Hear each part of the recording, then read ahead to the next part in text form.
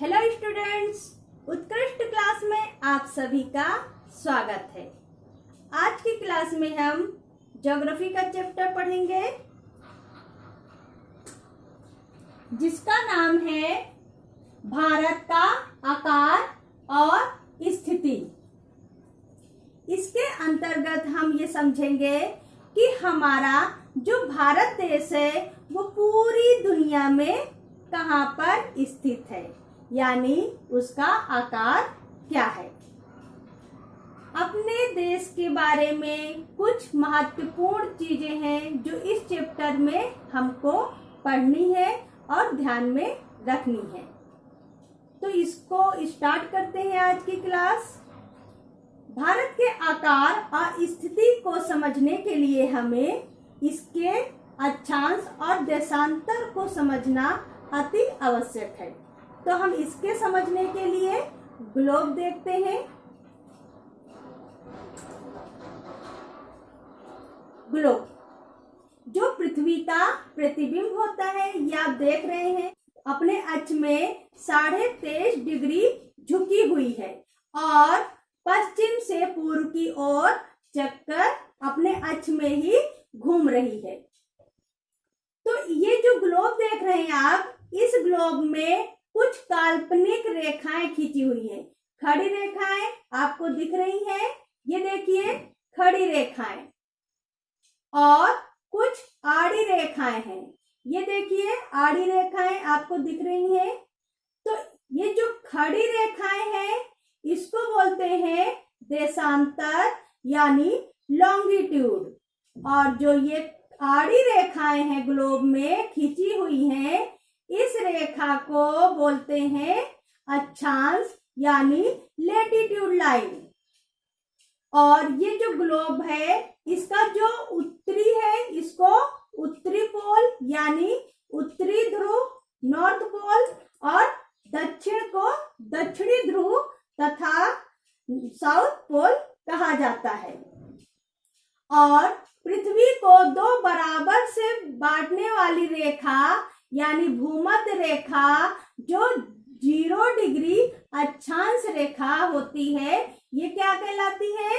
ये जो है पृथ्वी को दो बराबर भागों में बांटने का काम करती है। तो इसको और अच्छे से समझने के लिए हम बोर्ड में देखते हैं। ये देखिए, ये पृथ्वी यानी ग्लोब है। ग्लोब में कुछ काल्पनिक रेखाएं खींची हुई हैं। ये हकीकत में नहीं होती हैं, बल्कि कुछ भूगोलवेत्ताओं ने समय का निर्धारण करने के लिए कौन सा स्थान, देश, राज्य, क्षेत्र किस जगह पे है, इसकी खोज करने के लिए तथा अध्ययन करने के लिए ये काल्पनिक रेखाएं बनाई हैं। जिसको जो खड़ी रेखाएं हैं उसको देशांतर यानी लॉन्गिट्यूड कहा जाता है, और जो आड़ी रेखाएं हैं ग्लोब में उसे अक्षांश या लैटिट्यूड लाइन कहा जाता है। पूरी पृथ्वी में हमारा भारत किस जगह पे स्थित है? तो उत्तरी गोलार्ध में स्थित है। अब उत्तरी गोलार्ध को हम अच्छे से समझते हैं कि उत्तरी गोलार्ध क्या होता है। अब देखिए, पृथ्वी को जो दो बराबर भागों में बांटने वाली रेखा है यानी 0 डिग्री अक्षांश रेखा, ये क्या करती है? पृथ्वी को दो बराबर भागों में बांट देती है।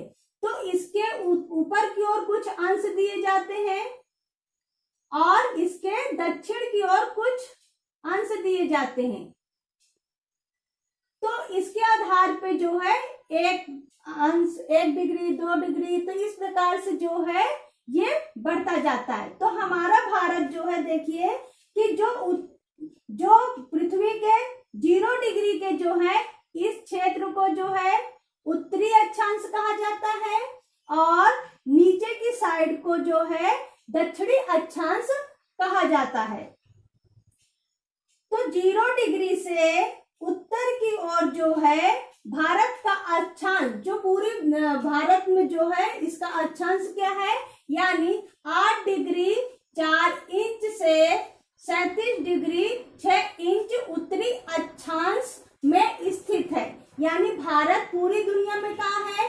उत्तरी गोलार्ध में है। इसका अक्षांश रेखा क्या है? यानी 8 डिग्री 4 से 37 डिग्री 6 उत्तरी अक्षांश में आता है। यह 0 डिग्री से उत्तर की ओर है, उत्तर में स्थित है। यानी कोई भी जो देश जो होता है, जिस जगह पे स्थित होता है, उसको उस स्थिति का अक्षांश और देशांतर कहलाता है। जैसे कि जो खड़ी रेखा है, अब यहाँ पे आपने देख लिया कि जो पृथ्वी को 2 बराबर भागों में बांटती है, उसको 0 डिग्री का अक्षांश रेखा कहलाती है। और इसके आधार पर ये उत्तरी अक्षांश हो गया और ये दक्षिणी अक्षांश हो गया।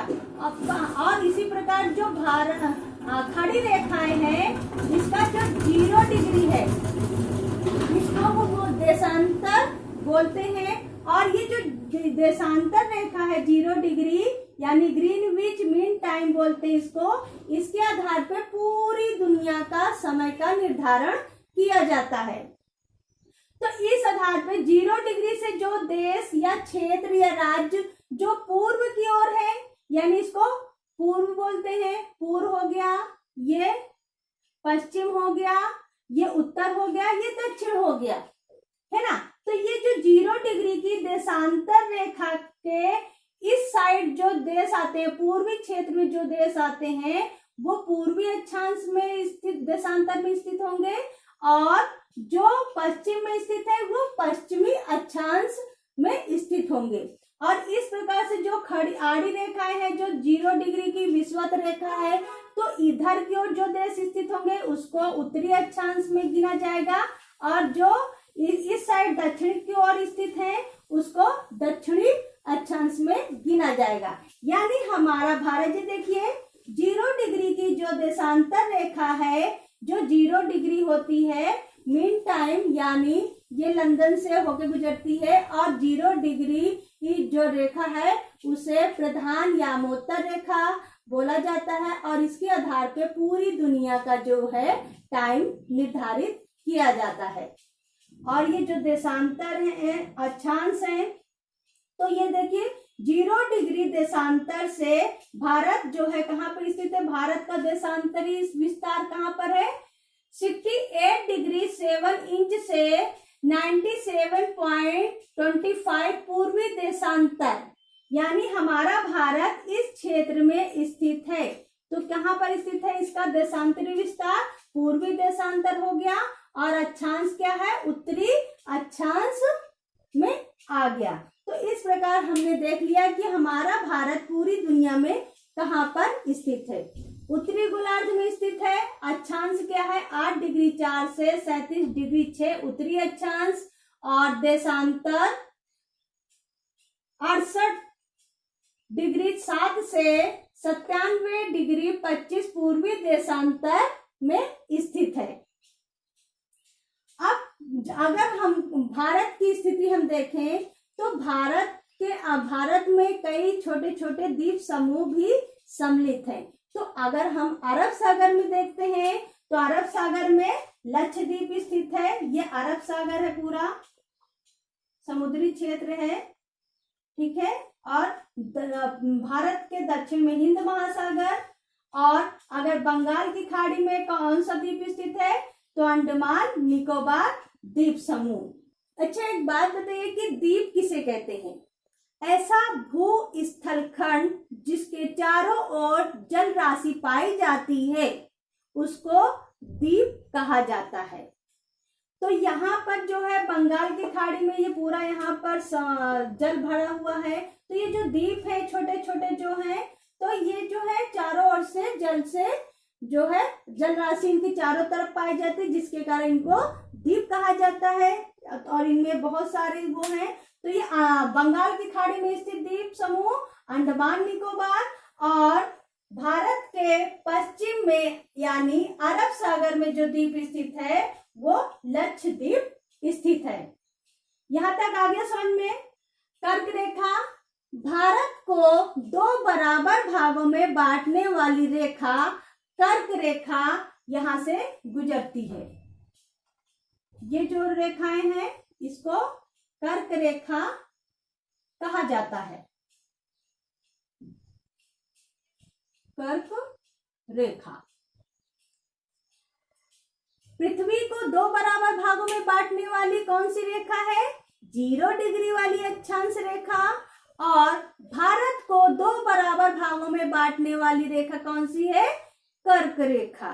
ठीक है, अब हम इसके देशांतर देख लेते हैं, देशांतरी विस्तार। ये देखिए 68 डिग्री 7 पूर्वी देशांतर से लेकर 97 डिग्री 25 इंच पूर्वी देशांतर तक इसका विस्तार है। उत्तर से लेकर दक्षिण तक की जो लंबाई है भारत की वो 3214 किलोमीटर और गुजरात से लेकर अरुणाचल प्रदेश तक जो चौड़ाई है वो है 2933 किलोमीटर।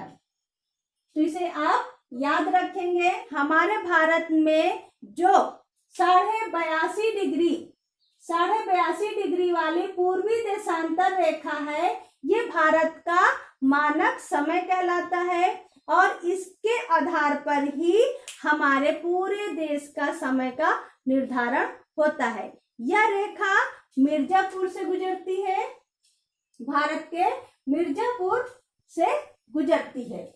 इसके हमारे देश का जो मानक समय है वो 82.5 डिग्री समय रेखा का पूर्वी देशांतर कहलाती है और ये जो है 0 डिग्री प्रधान यामोत्तर से 5.5 घंटा आगे समय इसका रखा गया है। यानी इस आधार पे हमारे देश का समय का निर्धारण होता है। आगे यहाँ तक समझ में। अब हम देखते हैं कि इसमें आकार, भारत का आकार देखते हैं। भारत का आकार में क्षेत्रफल है, भारत का क्षेत्रफल 32.80 लाख वर्ग किलोमीटर और पूरी दुनिया है, पूरी दुनिया का इसका 2.4% भाग ही है और इसका विश्व का क्षेत्रफल की दृष्टि से 7वां स्थान है। और इसकी स्थलीय सीमा देखना, यानी जो स्थल से है, ये जो क्षेत्र है यहाँ से जो क्षेत्र है ये पूरा क्षेत्र जो है स्थल क्षेत्र कहलाता है। क्यों? क्योंकि इधर स्थलीय सीमा जुड़े हुए अन्य देशों से जो स्थल सीमा जुड़े, जैसे यहाँ पे चीन है तो यहाँ पे पैदल भी जाया जा सकता है, इधर पाकिस्तान है तो पाकिस्तान में भी पैदल जा सकते हैं। तो इस प्रकार के जो स्थल अन्य देशों से, जैसे म्यांमार है, बांग्लादेश है, नेपाल है, भूटान है, तो ये जो क्षेत्र है यहाँ पर पैदल भी आया जाया जा सकता है। तो ये क्या कहलाती है? स्थलीय सीमा कहलाती है। आगे यहाँ तक समझ में। स्थलीय सीमा जो है 15,200 किलोमीटर है। स्थलीय सीमा भारत की 15,200 किलोमीटर है। अब समुद्री सीमा देखते हैं। ये जो क्षेत्र है यहाँ से जो क्षेत्र है और यहाँ तक का क्षेत्र, ये क्या है? पूरा जल से लगा हुआ है, तो इसको प्रायद्वीप भी कहा जाता है। अच्छा ये बताइए प्रायद्वीप किसे कहते हैं? प्रायद्वीप यानी ऐसा स्थल खंड जिसके तीनों ओर से जल राशि हो और एक ओर से स्थल सीमा हो, उसको प्रायद्वीप कहा जाता है। आगे समझ से नहीं। नेक्स्ट, ऐसा भूखंड जो तीनों ओर से जल राशि से घिरा हो उसको प्रायद्वीप कहा जाता है। आगे समझ में। आगे बढ़ते हैं।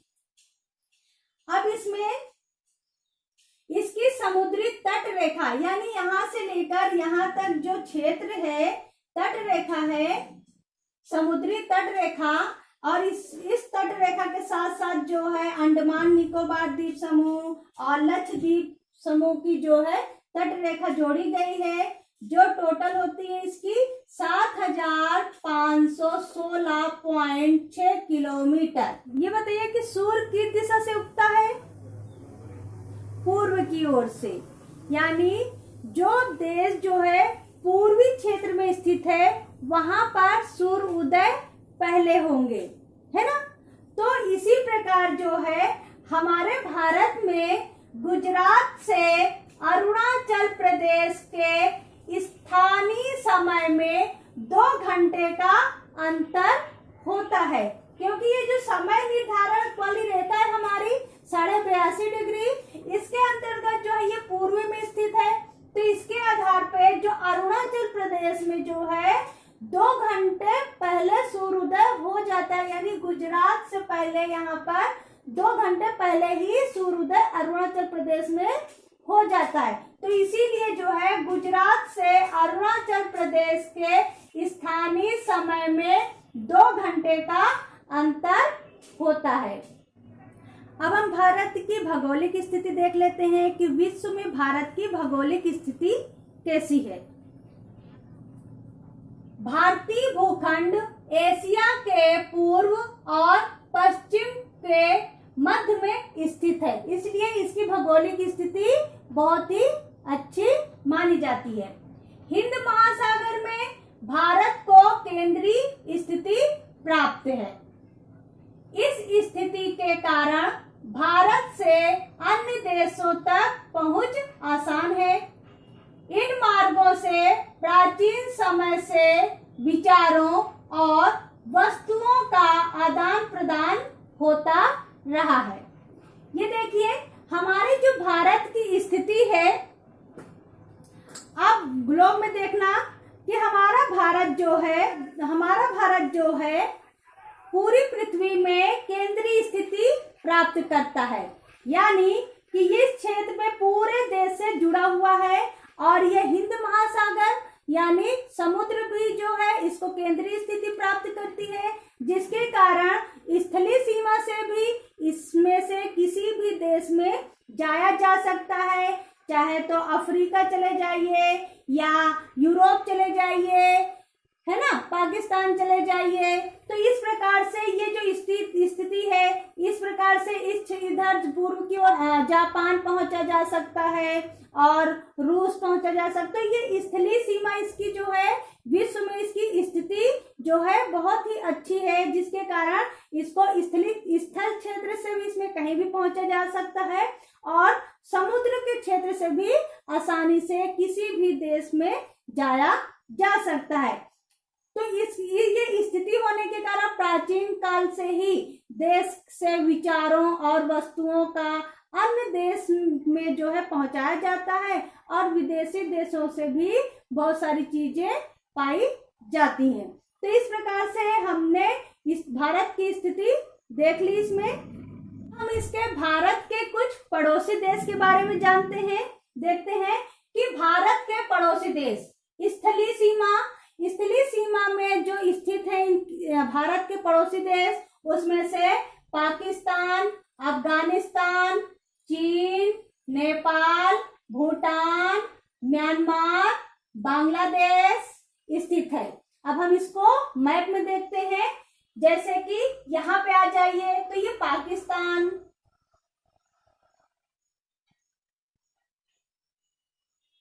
फिर यहाँ पर जो है छोटा सा बॉर्डर स्थित है, बहुत ही छोटा सा बॉर्डर भारत के साथ अफगानिस्तान शेयर करता है, मात्र 108 किलोमीटर के बॉर्डर छोटा सा है। तो यहाँ से भी इसका जो ये जो क्षेत्र है ये पाकिस्तान, फिर ये अफगानिस्तान,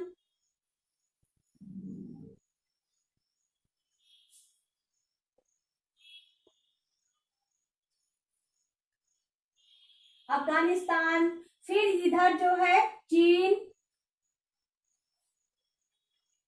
नेपाल, भूटान, म्यांमार, ये जो क्षेत्र है म्यांमार देश आता है। फिर ये जो है बांग्लादेश,